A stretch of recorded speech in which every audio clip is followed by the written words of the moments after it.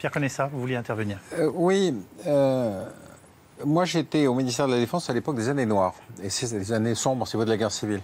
Et j'ai été très frappé parce que toute l'ambiguïté du rapport franco-algérien était là-dedans. C'est-à-dire, si on disait quelque chose, on faisait de l'ingérence. Si on ne disait rien, c'était du dédain. Vous voyez ce que je veux dire?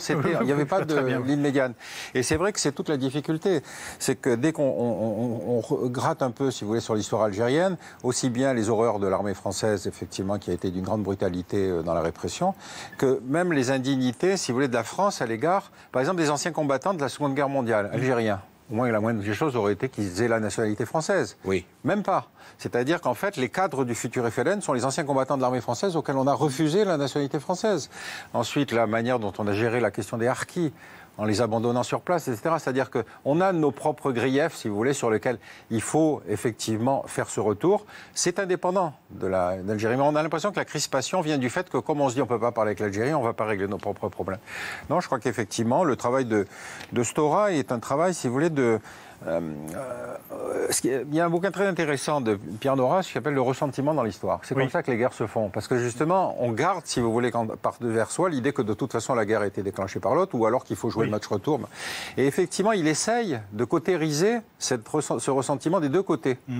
J'espère qu'il va y arriver. J'espère qu'il ne va pas être pris comme punching ball par les deux côtés. Ce serait ça le pire. Est-ce que ce que par commodité de langage on appelle les banlieues françaises joue un rôle aujourd'hui là-dedans? C'est-à-dire qu'est-ce que la jeunesse présente en France, deuxième ou troisième génération, les parents ou les grands-parents qui sont venus pour travailler et qui sont là aujourd'hui, est-ce que ça contribue aux tensions ou au contraire, est-ce que ça contribue à la compréhension réciproque? Qu'en pensez-vous, Myriam Mellal? Oui, bien sûr que ça contribue parce que cette jeunesse a l'impression qu'on ne lui dit pas tout. Et, on n'enseigne pas la guerre d'Algérie en France, on ne l'enseigne pas, en tout cas certainement pas comme on l'enseigne en Algérie. Et peut-être qu'on a aussi un sentiment d'être abandonné, de ne pas reconnaître cette histoire-là, parce qu'il y a une histoire commune qui est très forte.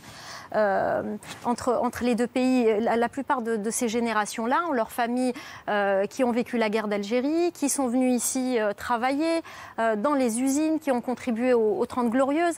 Et il y a une espèce de sentiment qu'on ne reconnaît pas ni le travail fait par les grands-parents et les parents en France, qui a contribué au développement de l'économie, mais aussi cette histoire passée en Algérie, dans le pays d'origine, avec cette guerre qui a été très, très dure et qui continue à être racontée de génération en génération par les grands-mères, les tantes, les oncles, etc., et qui se transmet quoi qu'on en dise.